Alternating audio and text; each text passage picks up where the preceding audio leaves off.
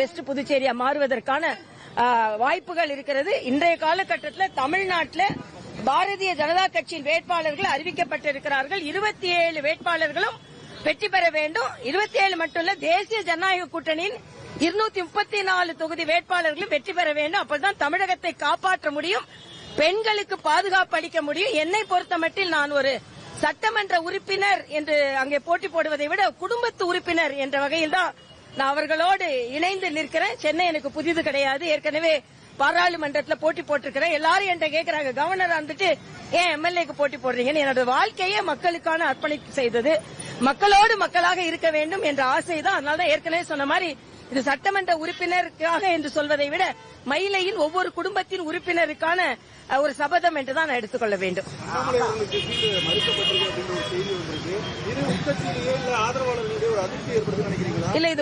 இல்ல மறுக்கப்பட்டது சொல்ல முடியாது. தம்பி அண்ணாமலை போட்டி போட்டிருந்தால் நன்றாக தான் இருந்திருக்கும். ஆனா கட்சி ஒவ்வொரு முறையும் ஒவ்வொருவருக்கு என்று அவர்களுக்கான பணி கொடுக்கப்படும்.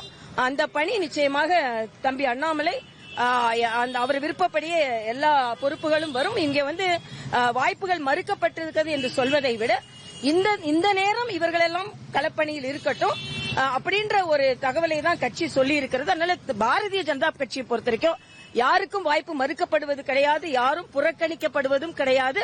நீங்க வேட்பாளர் பட்டியலை பார்த்தாலே தெரியும். நெடுநாளாக கட்சிக்கு உழைத்தவர்கள், ஈடுபாடாக இருந்தவர்கள், அவர்களுக்கு தான் இடம் கொடுக்கப்பட்டிருக்கிறது.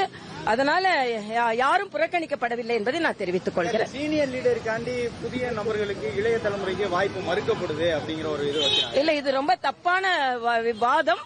என்னை பொறுத்த வரைக்கும் எங்களோட லிஸ்ட பாத்தீங்கன்னா மூத்த தலைவர்களும் இருக்கிறாங்க, இளையவர்களும் இருக்கிறாங்க. நீங்க பார்த்தாலே தெரியும் யாரு இளையவர்களுக்கு மறுப்பு இல்ல. மூத்த தலைவர்கள் காந்தி போன்றவர்கள் எல்லாம் கட்சிக்காக தியாகம் செய்தவர்கள். அதனால வயதை வைத்து அவங்களெல்லாம் புறக்கணிக்கவே முடியாது.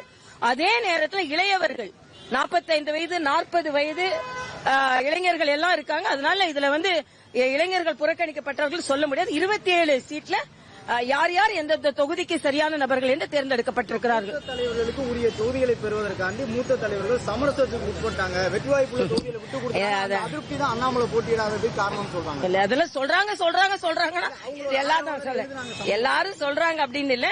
எல்லாருக்கும் மகிழ்ச்சியாக கட்சிக்காக எல்லோருமே பணியாற்றி கொண்டிருக்கிறார்கள். யாருக்கும் எதுவும் மறுக்கப்படவில்லை. பாராளுமன்ற தேர்தலில் சில பேருக்கு வாய்ப்பு கிடைத்திருக்கிறது. சட்டமன்றத்தில் இந்த பகுதியில் இவங்க போட்டி போட்டா நல்லது என்று கட்சி முடிவு செய்கிறார்கள். என் கட்சியில 3 பேரோட பெயர் அனுப்பப்படுகிறது. அதுல இளைஞர்கள் இருக்கிறார்கள், பெண்கள் இருக்கிறார்கள். எல்லா 3 லிஸ்ட்லயுமே அந்த பகுதியில வாய்ப்புள்ளவர்கள் எல்லாருமே இருக்க. கட்சி தான் அந்த 3 பேர்ல ஒருத்தரை தேர்ந்தெடுக்குது. அதனால இல்ல பாராபட்சம் என்பது எங்கேயுமே கிடையாது.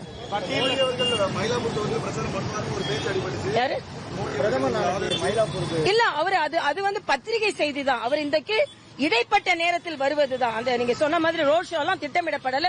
அது தவறான செய்தி. நாளைக்கு எல்லாரும் எங்களெல்லாம் பாக்குறாரு. நாங்க அவரோட வாழ்த்துக்களை பெறுவோம். இல்ல, அதெல்லாம் அவரோட திட்டம் இனிமேதான் தெரியும்.